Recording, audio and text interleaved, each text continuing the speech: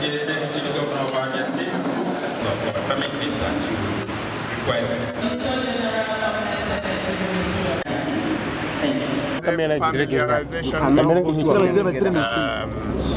I just wanted to understand how they've been doing their job and if there are areas of challenges.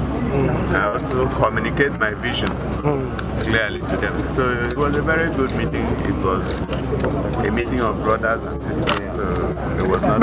So you inherited over 200 billion naira internal and external debt, and apart from that, 50 billion naira unpaid salaries and wages. Your Excellency, how is administration going to tackle this challenge? Well, the important thing is to understand what the problem is. And when you understand the problem, then you begin to think about solutions. Somewhere in my mind, I believe that it's not all the debts that are genuine. So the first thing I will do is to confirm the debts and be sure that they are genuine. We also do know that the problem of ghost workers have not been solved.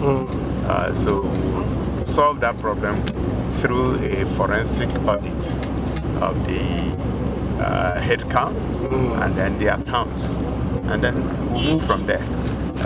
But I can assure you that we will solve the problem.